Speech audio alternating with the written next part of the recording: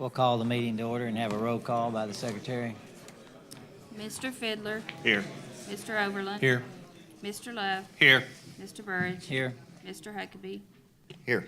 Mr. Alexander. Here. Mr. Burgess. Mr. Regan.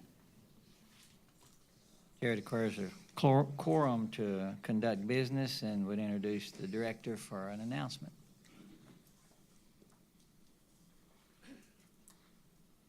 Thank you, Mr. Chairman. This morning we have what I think is a distinguished guest. She would probably deny that. Jeanette Nance with Keep Oklahoma Beautiful is with us this morning. The department has for many, many years been a partner with Keep Oklahoma Beautiful in their efforts to eradicate litter, clean up Oklahoma. And Jeanette has been their executive director, I think, for the last 3 years and done a great job filling in for a lady who had been there for a number of years. So, Mr. Chairman, if I might, Jeanette Nance.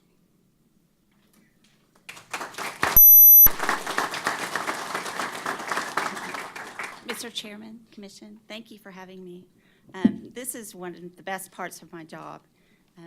Mike tells a story about he likes to go with me out to the classrooms because you all participate in our litter education programs and we get to go to the winning classrooms for those contests. And he says that's a fun day. But this is my fun day because I get to recognize you all as the sponsor of our programs. And one of our biggest programs is the Great American Cleanup. And that happens from March 1st to May 31st. And what we do is we have community groups register with us to get free trash bags and free vests and gloves and water for their volunteers to hold cleanups around the state. Many, many of them are along Oklahoma's highways. So the Department of Transportation partners with us to help us deliver those supplies statewide. Our staff, there's 4 of us, 77 counties, lots and lots of communities to deliver supplies to. So as we speak, some of my staff is down at the main warehouse off Lincoln, sorting supplies to be distributed to the district offices, who then will sort them and send them out to the counties where my community volunteers can pick them up.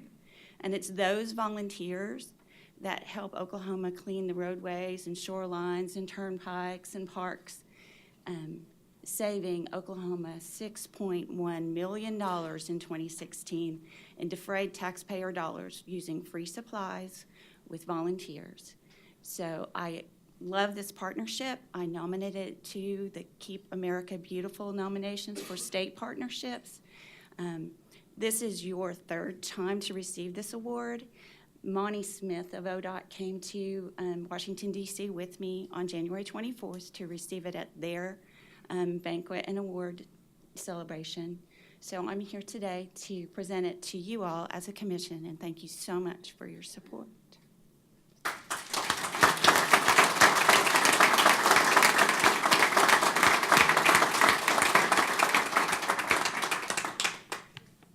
I think we're going to have a picture, but we also appreciate the award, and we know we would know a lot more about litter if great programs like this weren't in place. Thank you.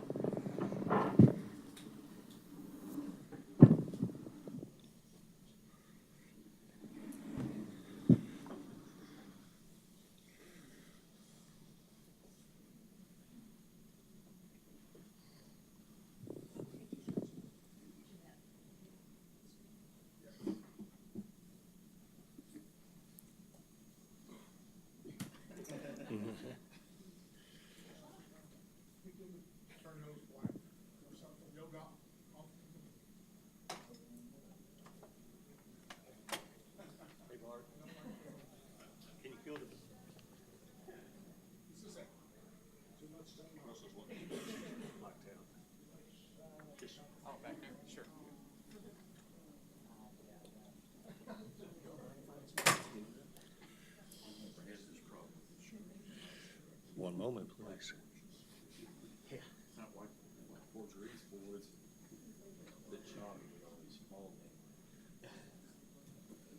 Russell.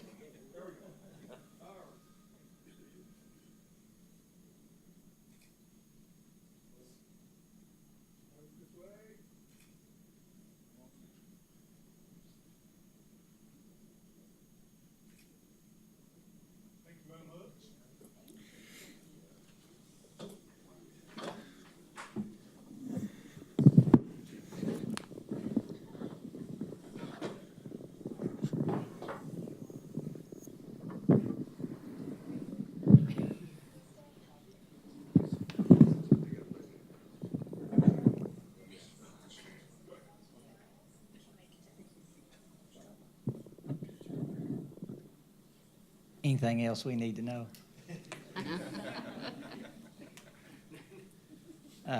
We'll hear a motion for the approval of the minutes of the Transportation Commission meeting of February the 6th, 2017. Have a motion? Second. We have a second. Any discussion? Please vote.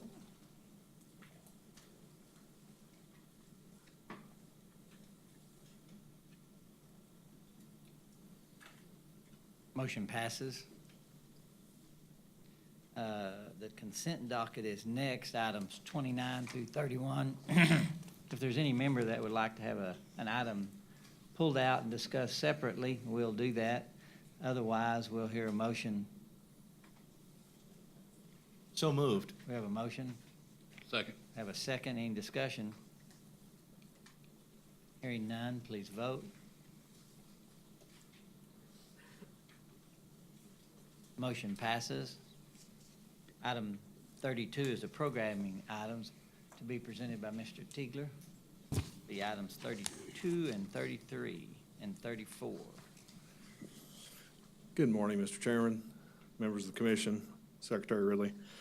Item 32, my programming items, I have two this month. Part A in Oklahoma County. This is a vehicle impact damage to I-40 eastbound over Choctaw Road. The estimated cost is $30,000. Plans can be ready for a May 2017 letting, and the party responsible for damage is known. Part B in Murray County. This is also a vehicle impact damage to I-35 northbound over US 77. Estimated cost is $45,000. The project plans can be ready for an April 2017 letting, and we do not know the party responsible for this one. Try to answer any questions, and approval is recommended. You've heard the recommendation. We have a motion to approve. Second. We have a second. Any discussion? Only discussion I see, we'll visit about later. Otherwise, let's vote. Motion passes. I don't think we can go on, Mr. Secretary. Do you have any comment? I do, Mr. Chairman, if you don't mind. You have the floor. I really thought that we would get by a session of this body without bringing up any sports activity. But apparently, Mr. Tiegler has seen fit to where, could you open up your jacket there a little bit there? Sure. Mr. This side over here? Or? No, the Oh, other the other side. side? Oh, Yeah. this one here? Yeah. Okay. I thought we could get by without having this. We haven't got time for this kind of stuff. Our Director Patterson, we really don't have time for this kind of stuff, do we? Okay. If- I'm sorry, Mr. Chairman, to bring that up. Well, if you'll button your coat up, we can proceed. No, that top button. Oh, you want me to, No, that. you guys just fold it over like this? You got a Okay. staple? I mean, Item number 33 is engineering contracts. appreciate that. Item 33, I have three parts. He's still insolent. Look at him. I think I ate a little too much this weekend, huh? Part A is Grant and Kay counties. We've selected Cabinets Engineering to provide engineering construction plans for State Highway 11. Again, this is with Cabinets Engineering. The total amount not to exceed is $1,231,949. Both projects are in the 8-year construction work plan. Part B, Kingfisher County. We've selected professional engineering consultants to provide engineering and construction plans for State Highway 51. This is a total not to exceed amount of $685,201. Both those projects are also in the 8-year construction work plan. And finally, Part C is in Kingfisher and Logan counties. We have selected Benham Design to do the engineering and construction plans for State Highway 51 as well. This is a total not to exceed amount of $1,141,000. Both projects are in the 8-year construction work plan with a 2024 letting. I'll try to answer any questions, and approval is recommended. Thank you for that presentation. Do we have a motion for this item? Motion to approve item 33. Have a motion to approve? Second. Have a second. Any discussion? We'll call for the vote. Motion passes. You can continue with item number 34. Item 34, engineering contract supplement. This is in Tulsa County. We've selected Garver in the previously for the contract. This supplement is for additional engineering and final design for the aesthetics and pedestrian trail design. This is a total not to exceed amount of $83,250. Trying to answer any questions, and approval is also recommended. Presentation for C has been made. Do we have a motion? Motion to approve. Have a motion? Second. We have a second. Any discussion? Please vote. Motion passes. Thank you. Thank you, gentlemen. Need better judgment the next time you're presenting.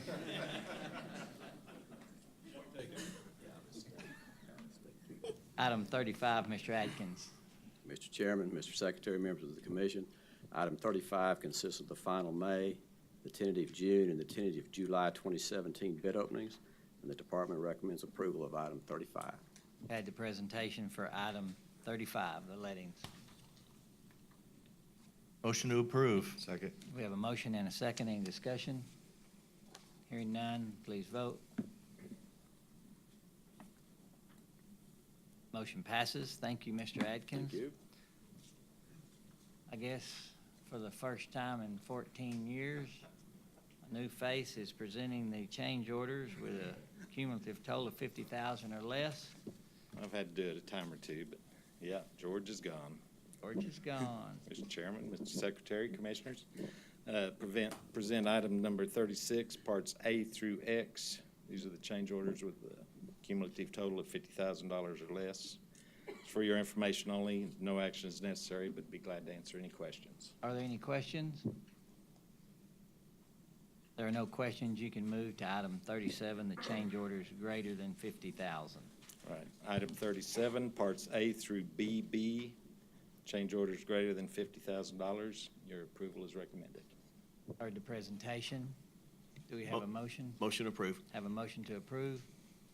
Second. Have a second. Any discussion? Please vote. Motion passes. Thank All you, right, sir. Thank you very much. Mr. Dels, item 38, the awards. Morning, Commissioners, Mr. Secretary, Chairman. Item 38, Part A, is our recommendation from a deferred project we had from the previous commission meeting. The following item, referred to by call order, was deferred from the January 19, 2017 bid opening in accordance with state statutes. It is now recommended that this project be awarded to the low bidder. It's call order 50. And just for your information, that project was a bridge repair on US 60 in Osage County, and is a structurally deficient bridge, and we're now recommending award in that project.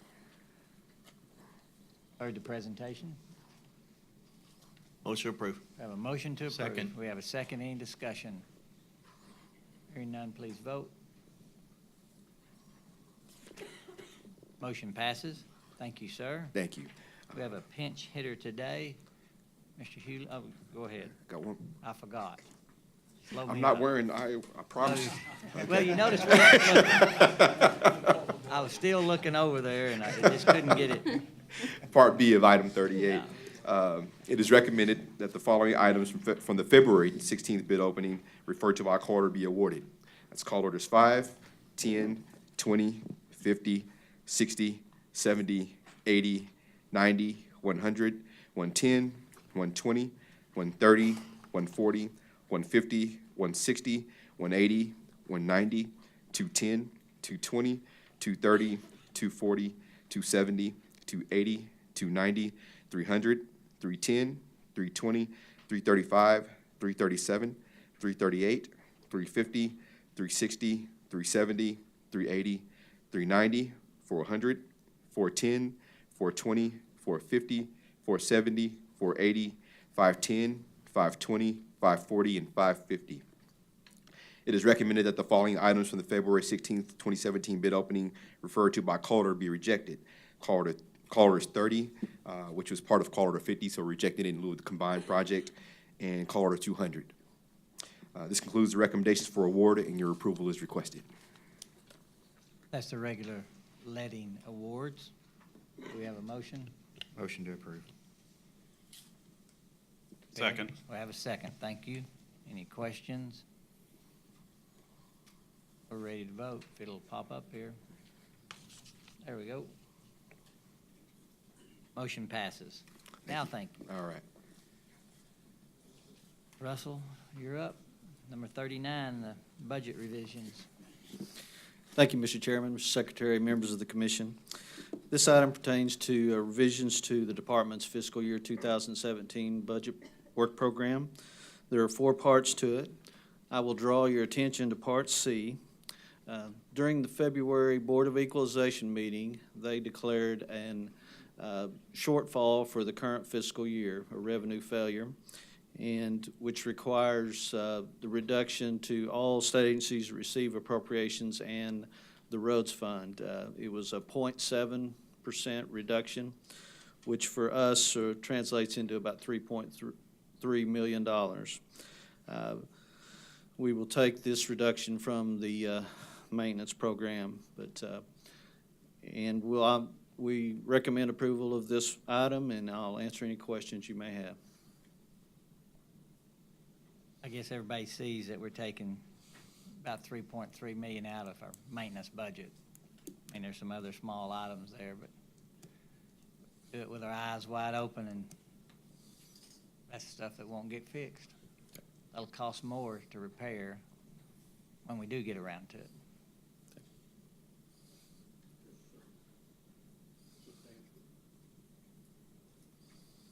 Do we have a motion? I'll make the motion to approve. Second. We have a motion and a second. Does anybody else want to badmouth this move? No, I know there's a lot of suffering going on because of the state budget, but, you know, this is just a time to pause and point out that, you know, we're not spending this money, and we're going to spend more when we go back.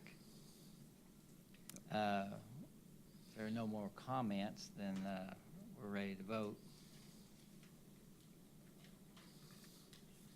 Motion passes. Thank you. Thank you, Mr. Hewlin. We'll call on the director for his report. You know, I know you've got several things on your list there you probably want to talk about, but I specifically would like to hear what your thoughts are, you know, as we face this budget situation. And, you know, we do a lot of planning. You guys do a great job. And, you know, not all the time do we hear about the status of our whole system. You know, what's this going to do to us? I know everybody thinks we've had a lot of money to spend on construction, but, you know, we've kind of grabbed the low-hanging fruit and knocked it off. You know, we hadn't got to some of the systemic problems. We haven't, everybody thinks we're going to have every bridge fixed and we're going to be in great shape. You know, that's simply not true. But I don't know how much everybody really understands that situation and our situation. We've had improved funding. We're grateful for it. But as far as making a dent in, you know, where our toll system's going, you know, I'd like to hear more about it, and I think the commission would, because we're going to have to be prepared. You know, what do we need to do? How do we need to do it? Who do we need to be talking to? What do we need to be telling them? And I know there's stories going on everywhere, but one of the biggest accomplishments our state's made, you know we got the Thunder, we know we got maps, we know there's wonderful things going on in Tulsa and Lawton and other places, but we are certain that the transportation advances and holes that we've filled has helped us stay out of the ditch, but I fear we're going back to the ditch. Okay, Mr. Chairman, Mr. Secretary, members of the commission. I didn't mean to put you on the spot. No, that's fine. You know, it's, so when the governor made her State of the State address, she talked about increasing fuel tax, along with a total tax package redo.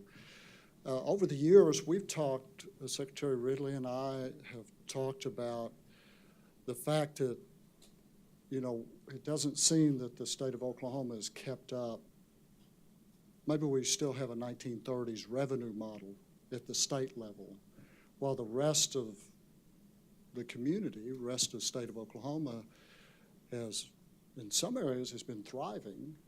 I talked to some of you individually about how your business is going, and some of you've had a slump, and some of you are still holding your own. Well, I can't say that about the state of Oklahoma, and it occurred to us in our conversations that part of that reason is because, again, it's built on a 1930s revenue model. And the governor said as much that. I think she used a different era than I did or have in the past, but she believes that there needs to be an overhaul of our revenue model at the state level. And that's what she's proposed with some of her tax package. So one of the things that I wanted to mention to the commission was she had proposed taking both our 14-cent gasoline, or diesel, and our 17-cent gasoline tax up to 24 cents. She sees that as an opportunity, given the fact that we're 49th in the country in the gasoline tax and 48th in the country in diesel fuel tax. And if everything goes like most would predict, we'll end up being 50th in about 3 months. Because the other two states, South Carolina and Alaska, are looking at increasing theirs.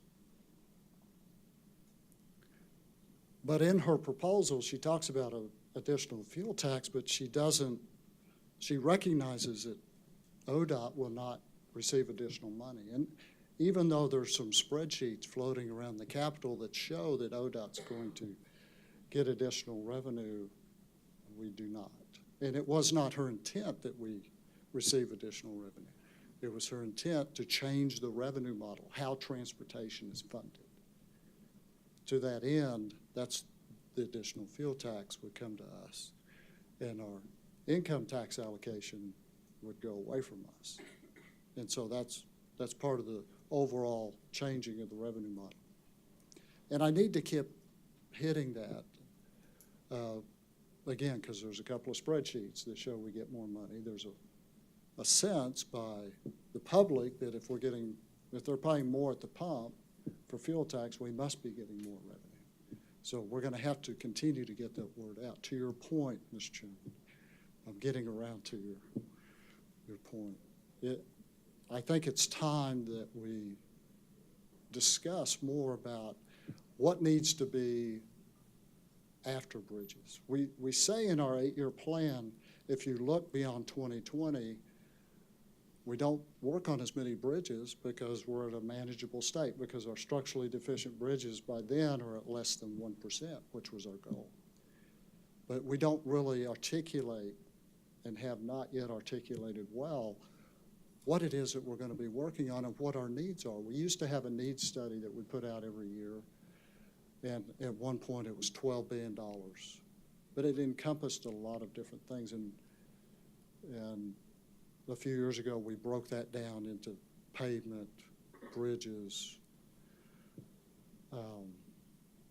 different components of the highway system, the geometrics, sight distance, curves, hills. So we need to bring that back to the commission, Mr. Chairman. If I could, I'd like to bring that back to you, the commission, at our April meeting. I think I can get it put together by then. I would certainly appreciate it. I know the other members would, and also paying special note to what happens if we don't keep up what we've built. Right. I mean, because that's where we were when this journey started. I mean, that's why it's taken us 10 and 15 and 20 years to build some projects. Well, we know, quite frankly, and unfortunately, we know it wouldn't take much to lapse into where we were before. Because we know going forward that we're going to have to touch, rehabilitate, or reconstruct 90 bridges a year after 2020, after we're now managing bridges rather than them managing us. We're still going to have to do 90 a year, and that's $450 million conservatively, just to take care of bridges. That doesn't count getting caught up on all the other things and making the improvements that we need to, the safety improvements on geometric, vertical and horizontal sight distances, shoulders on two-lane highways. And then we're getting into congestion issues here in Oklahoma City. And one of our solutions to that is an eastern loop, right? We need that eastern loop. We can't pay for it, so we have to call our friends at the Turnpike Authority to pay for it for us, build and operate it. So we'll get that information. We need to have better facts and better information, so when we're asked, what will the impact be? So we'll get that for you, You know, for us. we've become a destination for a lot of guys that are in business. You know, in the Dust Bowl, everybody left, and we had 2 or 3 oil booms, and people have come back.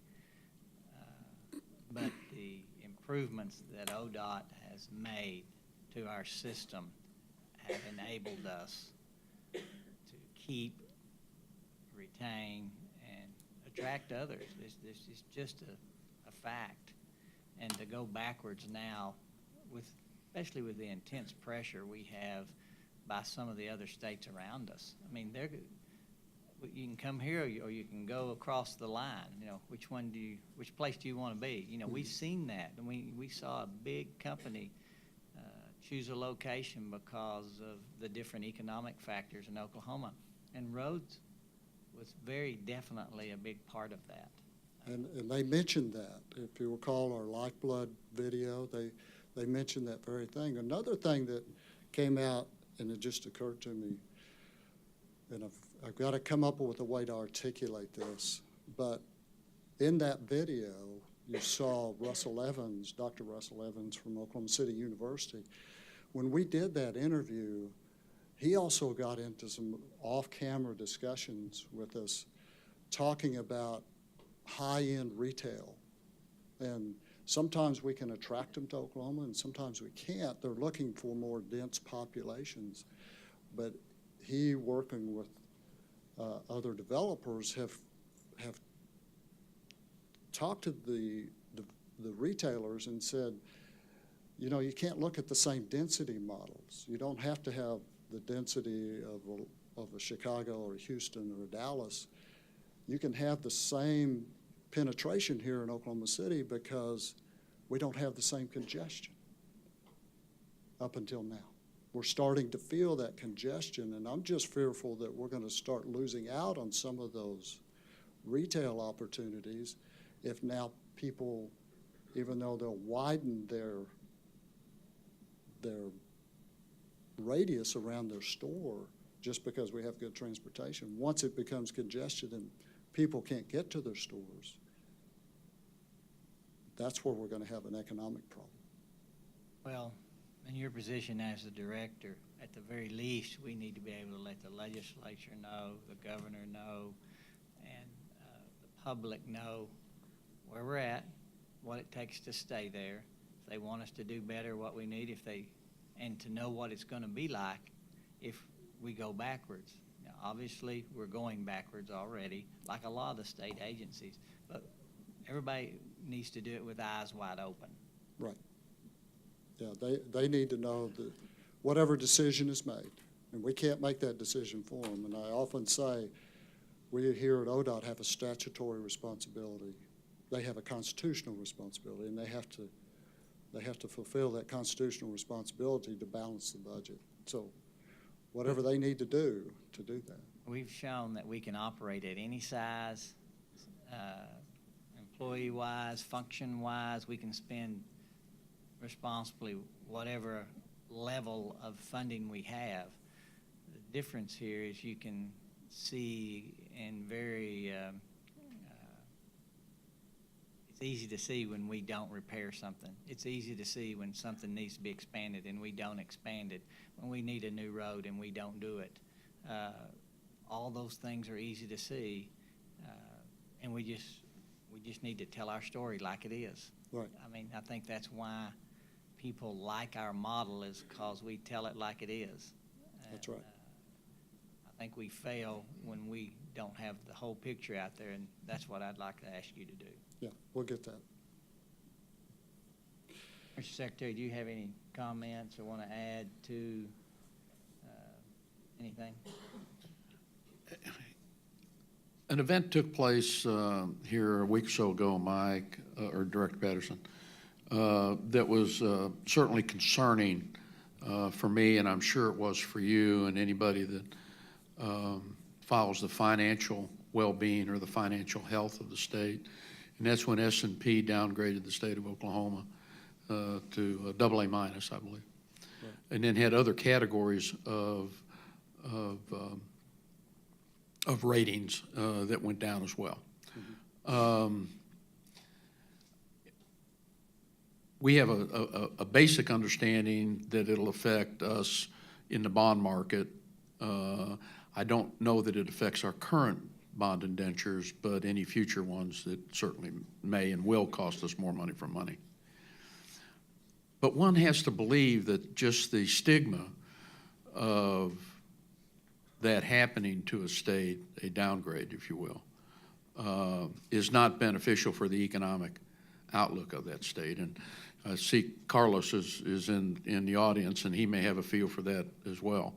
But if you wouldn't mind commenting on that, I know you and I have talked about that over the years, that heaven forbid that we'd be downgraded, and the impact that would have and the stigma that it would have on the state.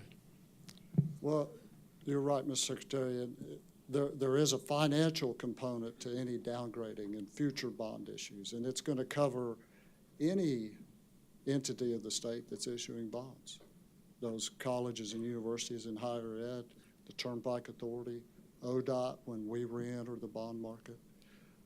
The Department of Tourism is getting ready to build a new building and will require bonds for that. So there's going to be that. But you're exactly right. There's that stigma when you read the report and they talk about the financial well-being of the state of Oklahoma and the challenges that the legislature is undertaking with revenue failures and revenue shortfalls. It does paint a different picture. Last week I was in Washington with other DOT CEOs. A couple of them, they've got the opposite problem. Their bond ratings are getting better. They have more money to spend. One of them even is challenged by where to spend it. And I beg Utah to send us money all the time, but he just refuses. But it does give a different stigma, and it concerns me personally that we're battling other states for economic development, and their bond ratings are not being downgraded. That is a stigma that I never wanted to experience, but I'm afraid we're there. I'm certainly not against bonds, but there is a time and place for them. There are circumstances that fit them. And I think we need to be very cautious in what we do, and what we think makes sense. You know, the bond market, the cost is going to go up. That's for certain. For more than just having our grade changed. You know, everybody knows the Federal Reserve is expected to raise at this meeting. Right. And so we've all been for bonds as when they were cheap. And as that changes, you know, it'll change the appetite naturally for those. Or I would think it would. Yeah, Mr. Chairman, when you're looking at the budget agreement of last year and bonds replacing revenues, I don't think that's what you were talking about as being the appropriate time for issuing bonds. We've kind of messed up your report here. No, it's Do you good have conversation. anything else you want to talk about? No, it's great conversation. In front of some people that are sitting behind me that need to understand the conversation. We're all concerned up here, Uh, you know, about Right. the path forward, you know, recognizing all the other challenges that the state has. Uh-huh. And, you know, there's not a quick fix. There's not a fix forever. We all understand that. but we need to get our story out there. Everybody needs to know where we're at, where we're going, whether it's good or bad. Mr. Chairman, I have a couple of other things. bet. I owe you, you had asked for this a couple of meetings ago to update you monthly on where we're at with the rail crossing safety program. With your approval of today's items, we're up to 207 locations with a total of $41.1 million. You'll recall we started with 75, 28 was taken from us as part of the budget last year. So that nets us at 47, and we spent 41. So we're getting very close. And just to recall, we started in October of 15, so the guys have hit it hard. We're 18 months into it, and we're almost finished on a 3-year plan. Badly needed improvements. Badly needed. I get, not a week goes by, I don't get a phone call or a letter of appreciation for that program. Next month, Yes. Commissioner I'm sorry. Love. So just to kind of hit the high notes on the numbers on the rail budget, for lack of a better term, the department in about 1998 bought that rail line for roughly $4 million-ish. I don't know what the numbers exactly. That's correct. Okay. Fast forward to 2 or 3 years ago, we sold it for $75 million. Correct. And we took that money and we've been putting it back into rail safety throughout the state to the tune of thus far 41 million. Okay.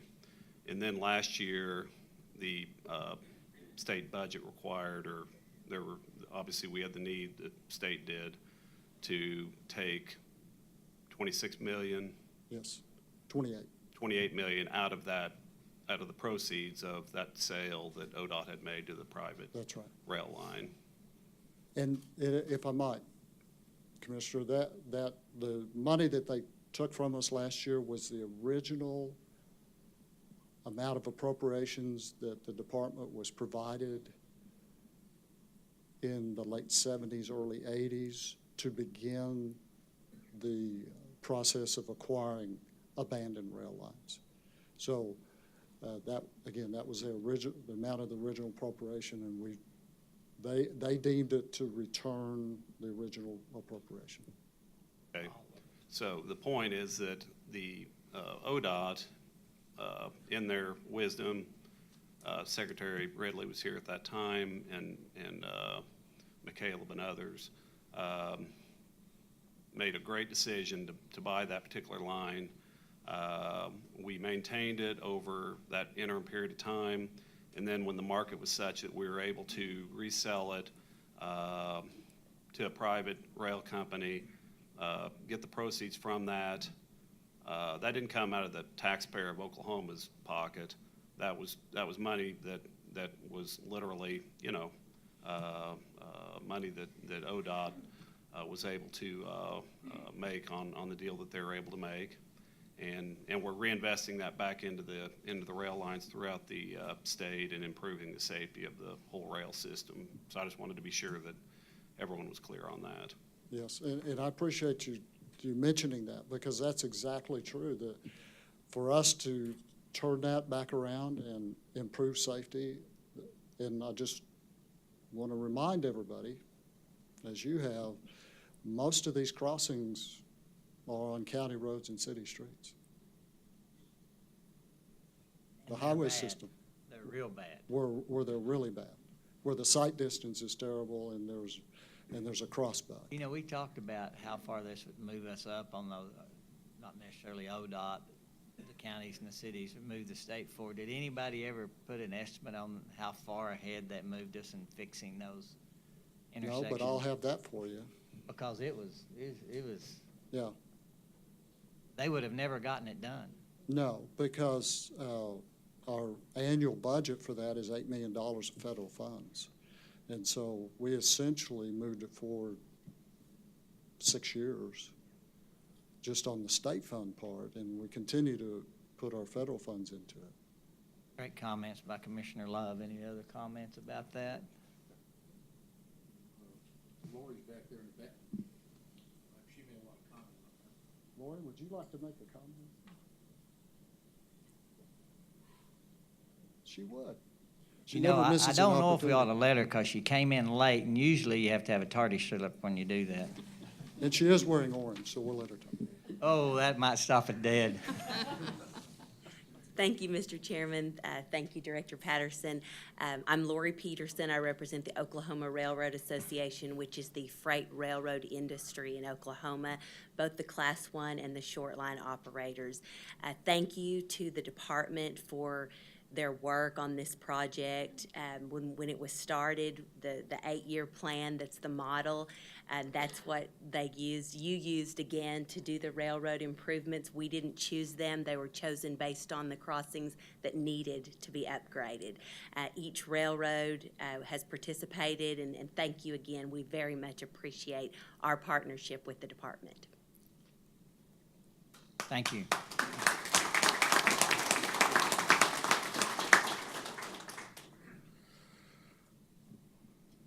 Couple more things. Since she wore orange, next month, you guys need to wear orange as well, because it's work zone safety awareness, right?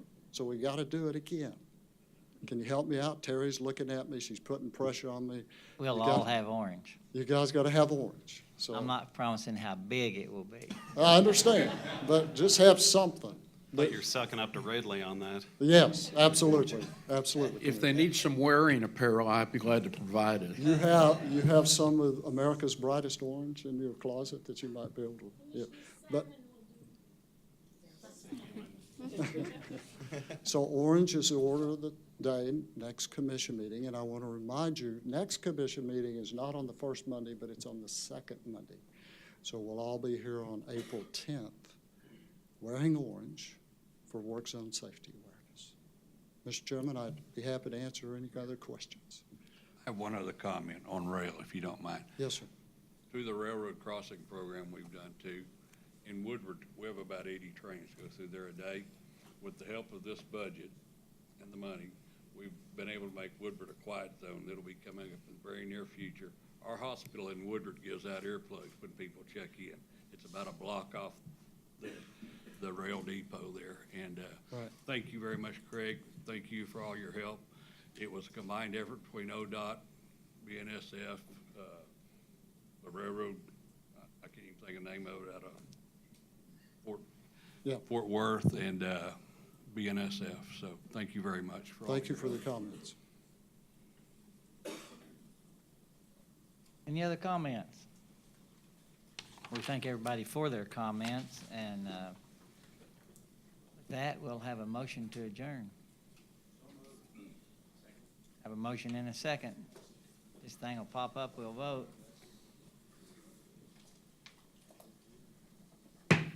We're adjourned.